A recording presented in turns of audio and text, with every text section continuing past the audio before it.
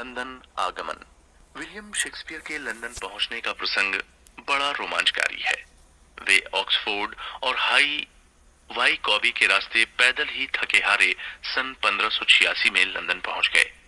उन्होंने अपना पसंदीदा रास्ता नहीं अपनाया, बल्कि बनबरी और आइलसबरी के रास्ते लंदन का सफर तय किया। शेक्सपियर को पहले से जानने वाला लंदन में एक ही व्यक्ति मौजूद था। वो रिचर्ड फील्ड थे। वे स्ट्रेटफोर्ड के ही रहने वाले थे और विलियम के पिता के मित्र के बेटे थे। उन्होंने सन 1579 में ही स्ट्रेटफोर्ड छोड़ दिया था। वे वहां लंदन प्रिंटर थॉमस बुट्रोलियर के साथ काम कर रहे थे।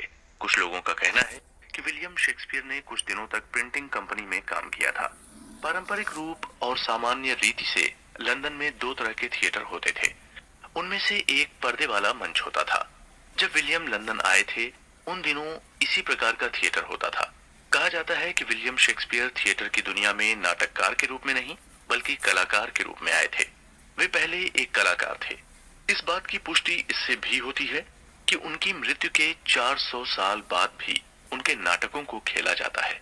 वे मंच सज्जा में निपुण थे। बताया जाता है कि स्ट्रेटफोर्ड में पलते पढ़ते हुए उन्हें नाटकों में काम करने का मौका मिला था।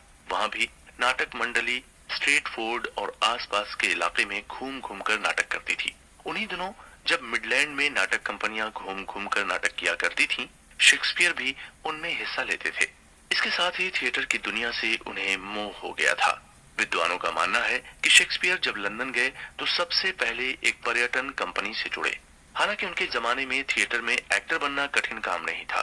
इसके लिए न तो विशेष प्रशिक्षण की व्यवस्था थी और न अनुभव की जरूरत होती थी। एक्टिंग करना आसान था, यदि समय और स्थान उचित हो। यदि कोई कलाकार दुर्घटनाग्रस्त या बीमार हो जाता था, तो उसके स्थान पर नए कलाकार को काम करने का मौका मिल जाता था। आज के युग में जिस तरह नाटक में काम करने के लिए प्रशिक्षण की जरूरत होती है, उसकी तुलना में उस जमाने में प्रशिक्षण के बिना ही नाटक में काम करने के मौके मिल जाते थे। हालांकि दूसरा पहलू देखें तो नाटक में काम करना अथवा अभिनय करना उतना भी आसान नहीं था। जब कोई कलाकार दूसरे कलाकार की जगह पर काम करता था, तो उसे उसकी कमी पूरी करनी पड़ती थी। हालांकि कलाकार को सिर्फ एक से ज्यादा भूमिका ही नहीं निभानी पड़ती थी, बल्कि आधा दर्जन नाटकों के लिए एक साथ तैयारी करनी पड़ती थी। किसी किसी दिन सुबह तक नाटक की तैयारी करनी पड़ती थी और दोपहर बाद उसे रंगमंच पर दर्शकों के सामने प्रस्तुत करना पड़ता था। हालांकि विलियम शेक्सपियर मंच पर बहुत बड़े कलाकार के रूप में नहीं उभर पाए थे। उन्होंने किस तरह की भूमिकाएं निभाई थीं, इसके बारे में पर्याप्त जानकारी उपलब्ध नहीं है। विलियम शेक्सपियर ने अपने मित्र बेन जॉनसन द्वारा रचित नाटक में सेजनस का किरदार निभाया था। इससे उन्हें काफी लोकप्रियता हासिल हुई थी। कुछ विद्वानों का मानना है कि विलियम ने पर्दे के सामने का काम छोड़कर पर्दे के पीछे का काम करना शुरू किया और पूरे समय लिखने का काम करने लगे। कहा जाता है कि वे कलम पकड़ते थे और एक दिन में सामान्य रूप का एक नाटक लिख डालते थे।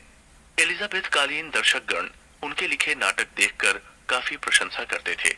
नाटक में नवीनता की झलक होने के कारण लोग उनके लिखे नाटकों को पसंद करते थे। धीरे धीरे मौलिक और प्रतिभाशाली नाटककार के रूप में उन्हें प्रसिद्धि मिलने लगी। बीच बीच में नाटक के दौरान वे मंच पर आने लगे।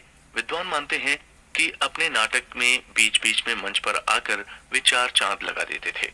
उदाहरण के लिए उन्होंने हैमलेट के मंचन के दौरान मरे हुए राजा के भूत का अभिनय किया था।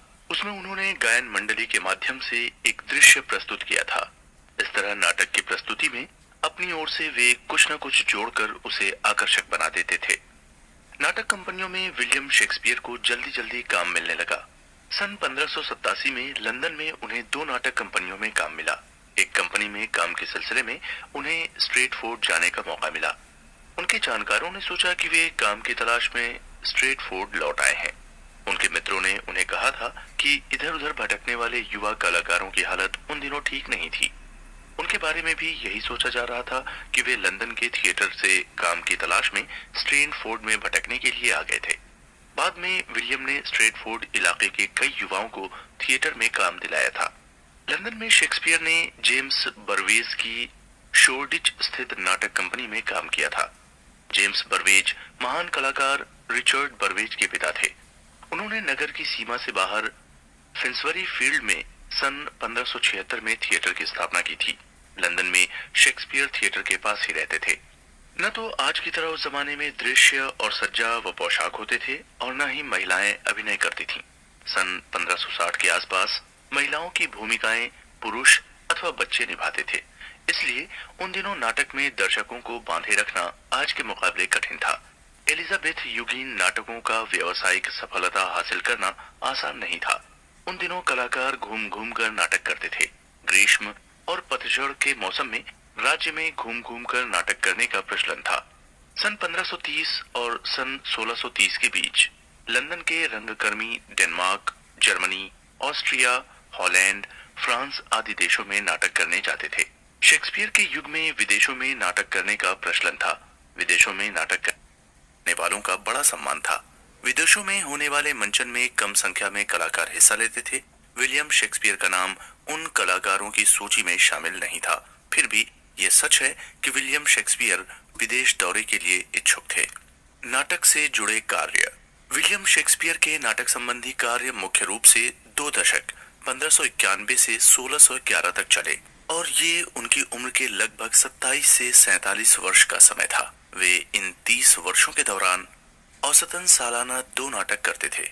ये भाषा और साहित्य के हिसाब से बेहतरीन होते थे। इसके साथ ही उन्होंने कविता के 3 खंडों का संग्रह किया। बेन जॉनसन का कहना था कि उन्होंने जिस पंक्ति को एक बार लिखा उसे कभी काटा नहीं। उनके साहित्य का संपादन करने वाले कहते थे कि उन्होंने एक भी पृष्ठ ऐसा नहीं पाया जिसमें कोई पंक्ति काटी हुई हो। उस समय व्यावसायिक नाटककार अपने नाटक बेचते थे। वे एक दूसरी नाटक कंपनियों को अपने नाटक बेच देते थे।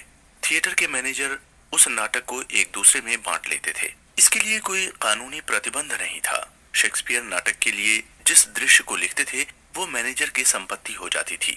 ऐसी स्थिति में उनके नाटक को कोई दोहरा नहीं पाता था। इसलिए शेक्सपियर के नाटक का ज्यादा दोहराव नहीं हुआ। शुरुआती दौर में शेक्सपियर ने हास्य और इतिहास से जुड़े नाटक लिखे। बाद में उन्होंने दुखांत दृश्यों वाले नाटकों का भी लेखन किया। उन्होंने किस नाटक को पहले और किसको बाद में लिखा, इसका कहीं स्पष्ट रूप से उल्लेख नहीं मिलता है।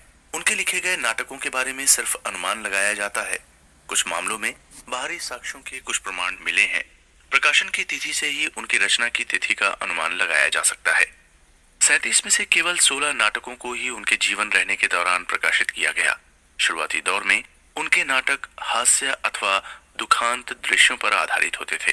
जैसे जैसे परिपक्वता आई थी, जीवन के जटिल विषयों के आधार पर नाटक लिखे जाने लगे और उनके नाटकों के दृश्यों में जीवंतता और मानवीय आचरण का भरपूर समायोजन होता गया।